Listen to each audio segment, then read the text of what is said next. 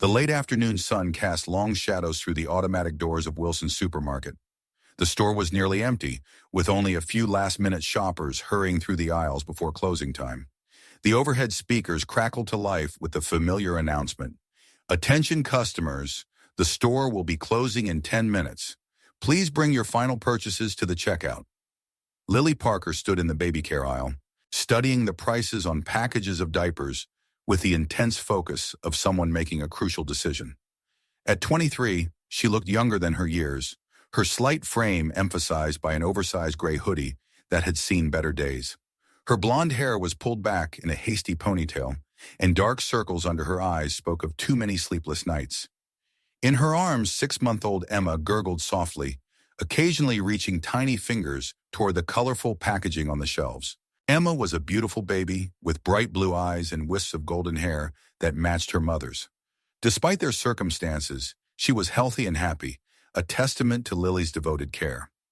Lily picked up the smallest package of diapers available, calculating in her head whether the contents would last until her next possible income.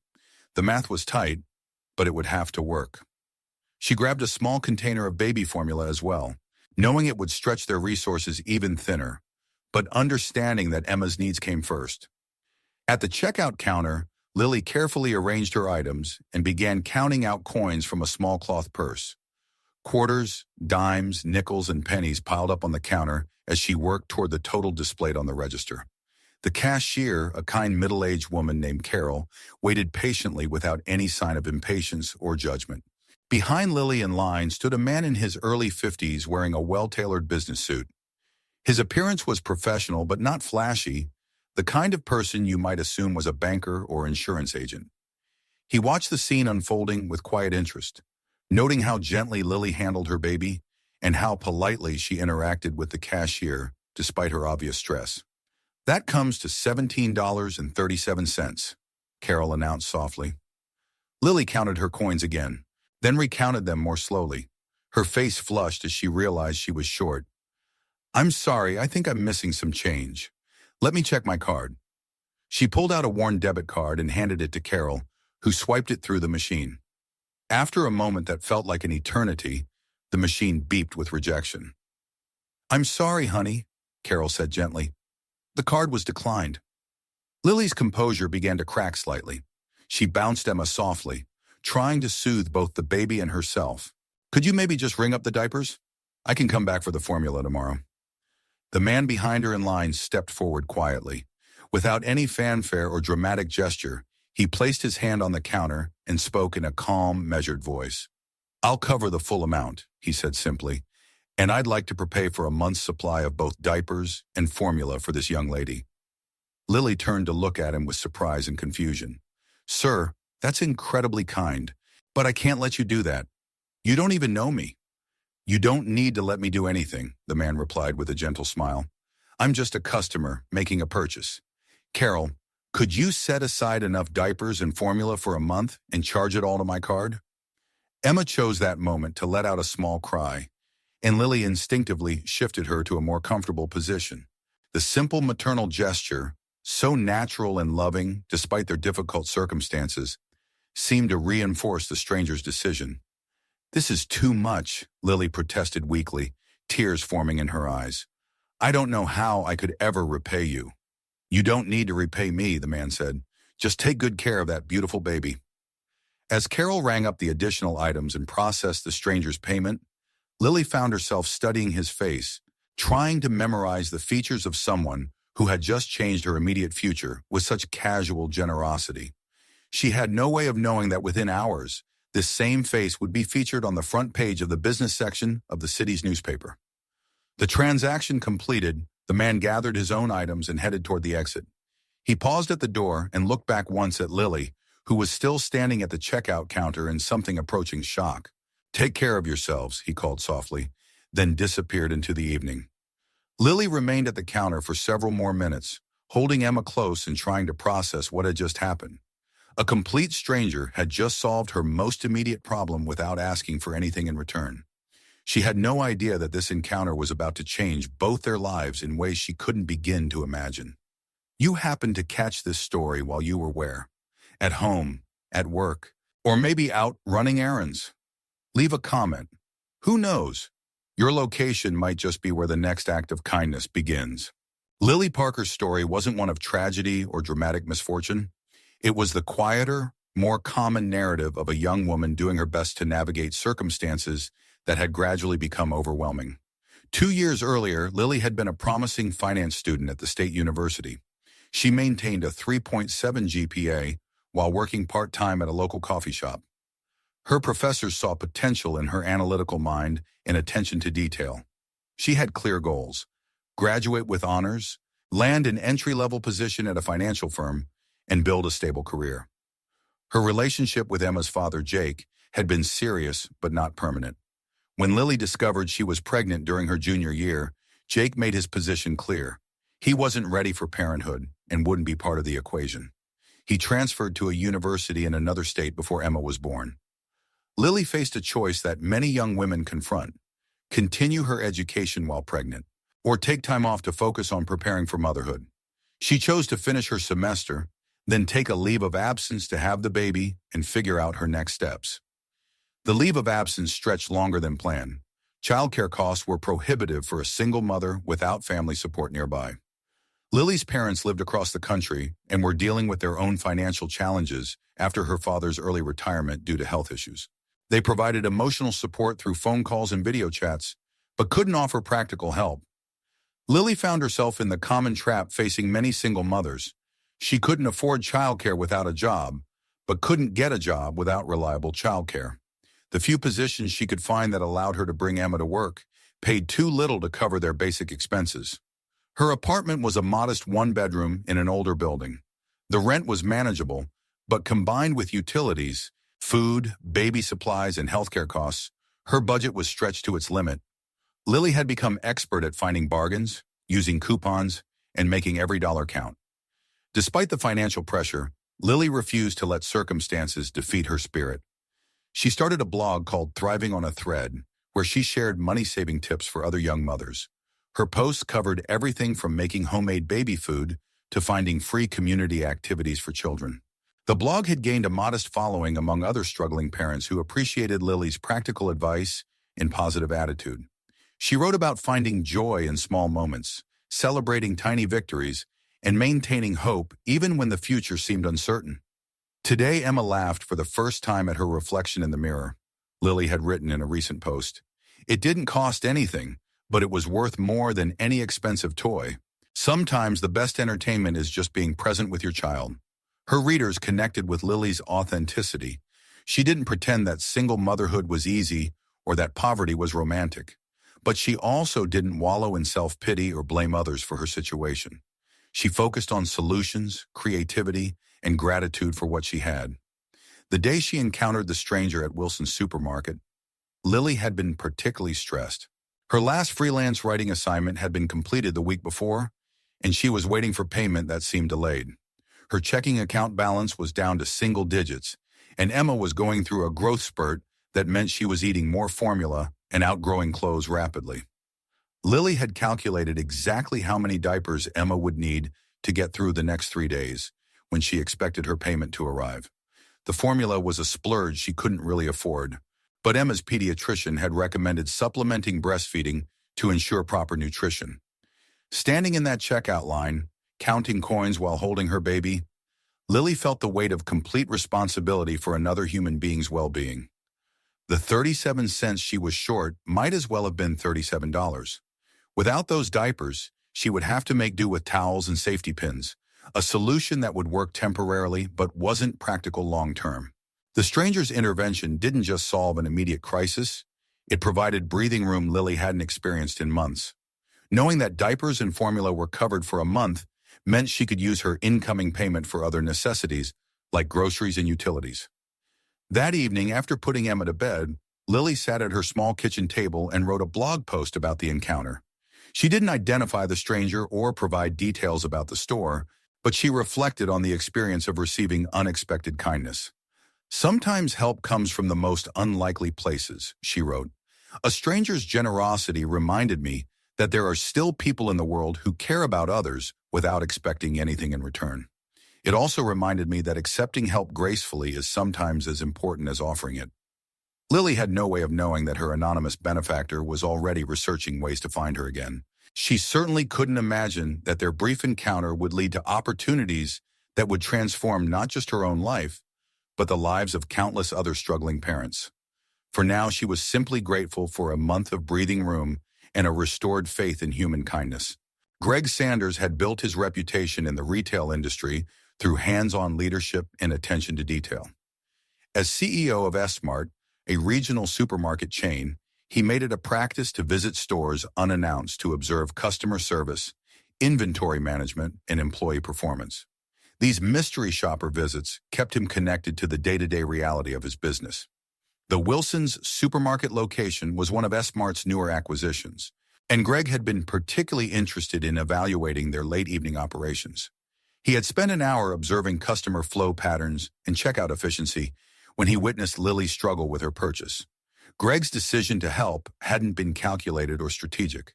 It was purely instinctive, a response to seeing a young mother's quiet dignity in the face of financial stress. But as he drove home that evening, the encounter continued to occupy his thoughts. There was something familiar about the young woman, though he couldn't place where he might have seen her before. Her professional demeanor despite obvious hardship, the way she handled both her baby and the awkward situation with such grace, these qualities reminded him of someone, but he couldn't identify who. That night, Greg did something he rarely did. He searched social media and local news sites for information about the encounter. He didn't expect to find anything, but he was curious about the young mother's story. His search led him to Lily's blog, Thriving on a Thread. As he read through her posts, Greg realized why she had seemed familiar. The writing style, the analytical approach to problem solving, the attention to detail. These were qualities he remembered from a standout intern his company had hosted 2 years earlier. Greg pulled out his files from that internship program and found Lily Parker's application materials. Her photo confirmed his suspicion. The struggling young mother from the supermarket was the same promising finance student who had impressed his entire management team during her summer internship. Lily's internship evaluation had been exceptional. She had demonstrated initiative, creativity, and leadership potential that made her a candidate for future employment.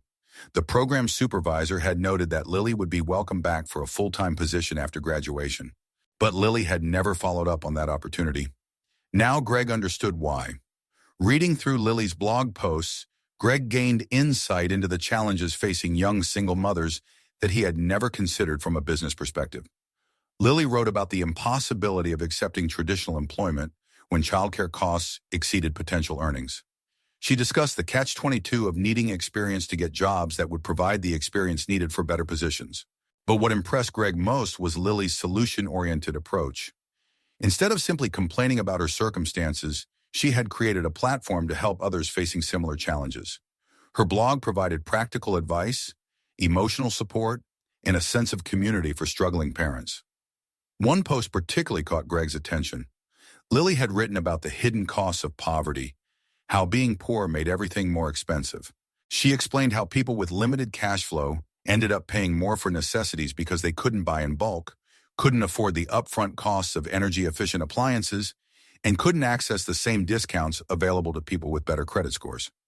The system isn't designed for people like me, Lily had written, but that doesn't mean we can't find ways to work within it. Sometimes you have to be creative, and sometimes you have to accept help. Both require courage. Greg found himself reading the entire blog archive, gaining perspectives on economic inequality that business school had never taught him. Lily's posts revealed gaps in social services, employment practices, and community support systems that he had never considered. But more than just highlighting problems, Lily consistently focused on solutions. She celebrated other mothers who had found ways to improve their situations. She shared resources and opportunities. She maintained a tone of hope and determination that Greg found genuinely inspiring. The next morning, Greg called his human resources director with an unusual request. He wanted to offer Lily Parker a position with S-Mart, but not a traditional job. He wanted to create something new, a role that would utilize her analytical skills while allowing her the flexibility she needed as a single mother. I want to offer her a position as our community outreach coordinator, Greg explained. She would work from home with flexible hours, developing programs to support working families in our market areas. The HR director was skeptical. Greg, we don't have that position in our organizational structure, and we've never hired someone based on a chance encounter at a store. Then let's create the position, Greg replied, and I'm not hiring her because of a chance encounter. I'm hiring her because she's qualified. She understands our customer base in ways we don't, and she has skills we need. Greg spent the rest of the day developing a job description and compensation package that would provide Lily with financial stability while allowing her to continue caring for Emma. But he also prepared himself for the possibility that she might refuse the offer. Reading her blog had taught him that Lily Parker was someone who valued independence and authenticity. She wouldn't accept what she perceived as charity, even if it was disguised as employment. The question was how to present the opportunity in a way that honored her dignity while providing the support she clearly needed. The phone call came 3 days after the supermarket encounter, while Lily was feeding Emma lunch and trying to respond to emails about freelance writing opportunities. The caller introduced himself as Robert Chen from S-Mart's Human Resources Department. Ms. Parker, I'm calling because our CEO, Greg Sanders, would like to offer you a position with our company. Are you available to discuss an opportunity that might interest you? Lily was immediately suspicious. She had never applied for a job with S-Mart, and she couldn't imagine how they had gotten her contact information. I'm sorry, but I think there might be some mistake. I didn't apply for any positions with your company. There's no mistake, Robert replied smoothly. Mr. Sanders was impressed by your background and your blog, and he believes you would be a valuable addition to our team. The mention of her blog made Lily's suspicion deepen. How did Mr. Sanders find my blog? And why would a supermarket CEO be reading it? Robert paused, clearly choosing his words carefully. Mr. Sanders makes it a practice to stay connected with community voices in our market areas. Your blog caught his attention because of its insights into the challenges facing working families. Mr. Chen, I need you to be honest with me, Lily said firmly. Did your CEO encounter me somewhere recently? Is this offer connected to some kind of personal interaction? After another pause, Robert admitted, Mr. Sanders did mention meeting you briefly at one of our stores. But this job offer is based entirely on your qualifications and the insights you've shared through your writing. Lily felt her heart sink. The mysterious stranger who had helped her was apparently a wealthy CEO, who now felt obligated to offer her charity disguised as employment. What exactly is this position? Community Outreach Coordinator, Robert explained. You would develop programs to support working families, particularly single parents, in our service areas. The position offers flexible, work-from-home arrangements with a competitive salary and full benefits. The job description was almost perfectly tailored to Lily's interests and qualifications. It would utilize her finance background, her understanding of family challenges, and her communication skills developed through blogging. The flexible schedule would allow her to care for Emma while building a legitimate career. But Lily couldn't shake the feeling that she was being offered the position out of pity rather than merit. Mr. Chen, I appreciate the offer, but I'm going to have to decline. May I ask why? The position seems well suited to your background and interests. Lily took a deep breath, formulating her response carefully. Because I don't want to be hired because someone feels sorry for me. I want to earn opportunities based on my abilities, not because I happen to be struggling when the wrong person saw me. Ms. Parker, I can assure you that Mr. Sanders doesn't make hiring decisions based on sympathy. This offer reflects his genuine belief in your potential to contribute to our organization. Then why didn't he offer me this job 2 years ago when I was an intern? Why now, right after he saw me counting coins at a checkout counter? Robert was quiet for a moment. Perhaps you should discuss these concerns directly with Mr. Sanders. Would you be willing to meet with him? I don't think that's necessary, Lily replied. Please thank Mr. Sanders for his generous offer, but I need to find my own way forward. After ending the call, Lily sat at her kitchen table, feeling conflicted. The rational part of her mind recognized that the job offer was exactly what she needed. It would solve her financial problems while allowing her to pursue meaningful work that aligned with her values. But accepting the position would feel like admitting defeat. It would mean acknowledging that she couldn't make it on her own, that she needed rescue from a wealthy stranger who had taken pity on her situation. That evening, Lily wrote a blog post about the experience without identifying S-Mart or Greg Sanders by name. "Today I was offered a job that would solve many of my problems," she wrote. "It's exactly the kind of work I want to do, with exactly the kind of flexibility I need.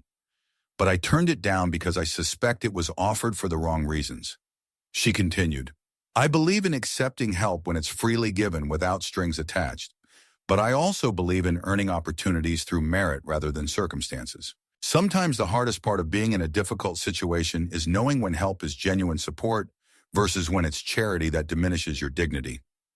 The post generated more comments than any of Lily's previous writings. Other struggling parents shared their own experiences with offers of help that felt patronizing or conditional. Several readers argued that Lily should have accepted the job regardless of the motivation behind it. One comment particularly resonated with Lily. "Sometimes pride can be a luxury you can't afford when you have a child depending on you." But another commenter wrote, "Teaching your daughter that she deserves opportunities based on her worth, not people's pity, is one of the most important lessons you can give her." Lily spent hours reading and responding to comments, wrestling with the tension between practical needs and personal principles. She had made her decision, but she couldn't shake the feeling that she might have just turned down the opportunity that could change everything for her and Emma. 1 month after Lily declined the job offer, Greg Sanders stood before the largest annual gathering of S-Mart employees, managers, and stakeholders. The company conference drew over 800 people to the downtown convention center, and Greg's keynote address was traditionally focused on financial performance, strategic goals, and market expansion. This year would be different. "Ladies and gentlemen," Greg began, "I want to tell you about an encounter that changed how I think about our company's mission and our responsibility to the communities we serve." The audience settled into their seats, expecting another corporate success story or motivational business anecdote. "A month ago, I was conducting one of my routine store visits when I witnessed something that challenged everything I thought I knew about who our customers are and what they need from us." Greg described the scene at Wilson's supermarket in careful detail. He talked about observing a young mother count coins to buy necessities for her baby. He described her quiet dignity in the face of financial stress and her gracious response to an offer of help from a stranger. "That young mother was Lily Parker," Greg continued as Lily's photo appeared on the large screen behind him. "What I didn't realize at the time was that Lily had been one of our most promising summer interns 2 years ago. She had impressed our management team with her analytical skills, her creativity, and her leadership potential." Murmurs spread through the audience as people began to understand the connection.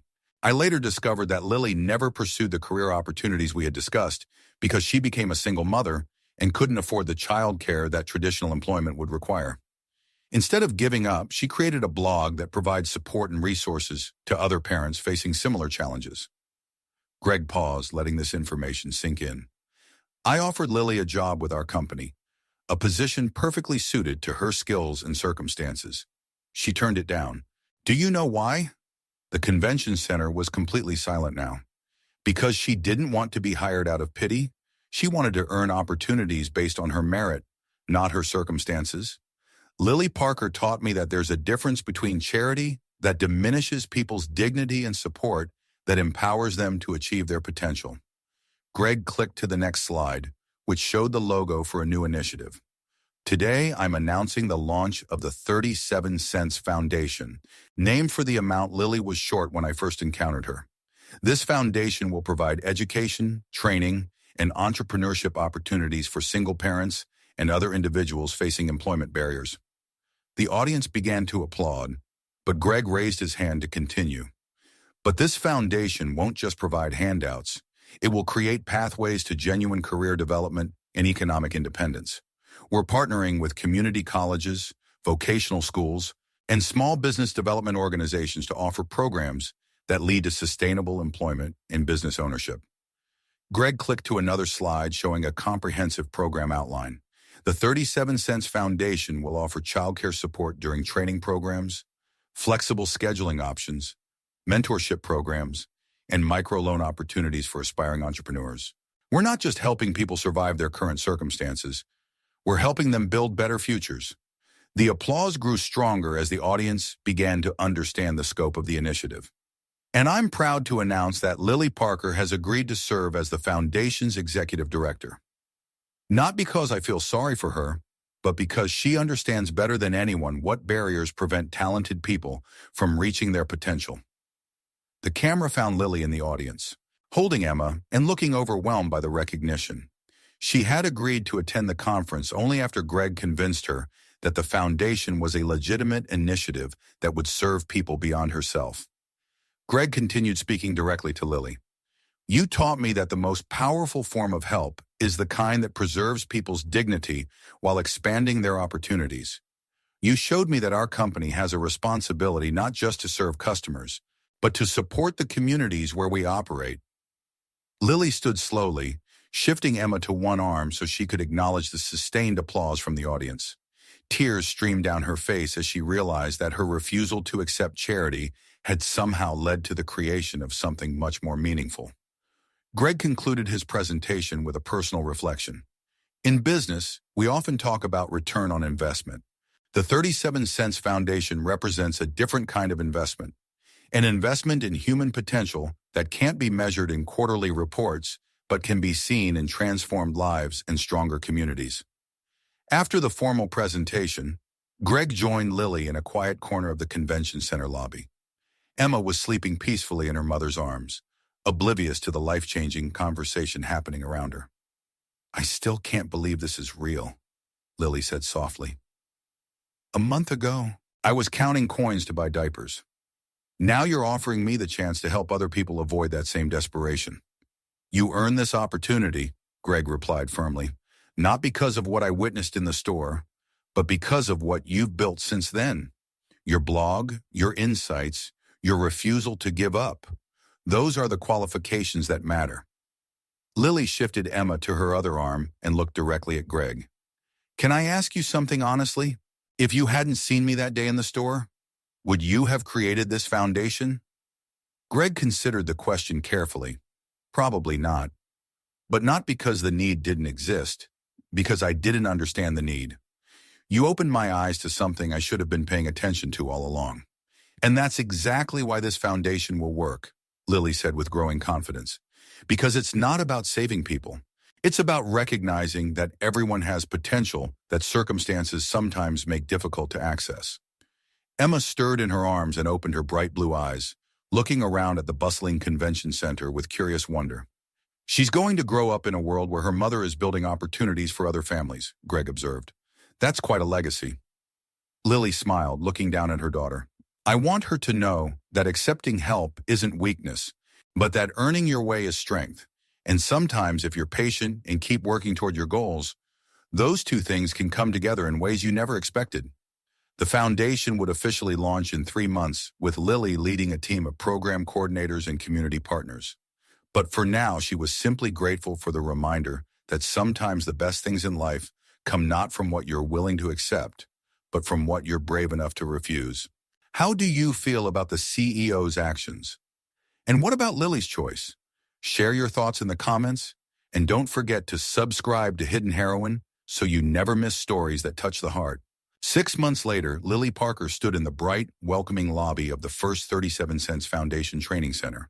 The space buzzed with quiet activity as single parents attended computer classes, participated in job interview workshops, and worked with mentors to develop business plans for small enterprises.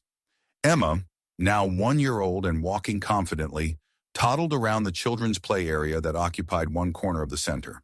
The Foundation's childcare program had been one of its most popular innovations, allowing parents to focus on their education and training without worrying about their children's supervision. "Mama!" Emma called out, pointing excitedly at a colorful wall mural that depicted families of all types achieving various goals. Graduating from school, opening businesses, buying homes, and celebrating milestones together. Lily knelt down to Emma's level. "That's right, sweetheart. These are pictures of dreams coming true." The foundation had exceeded everyone's expectations in its first 6 months of operation.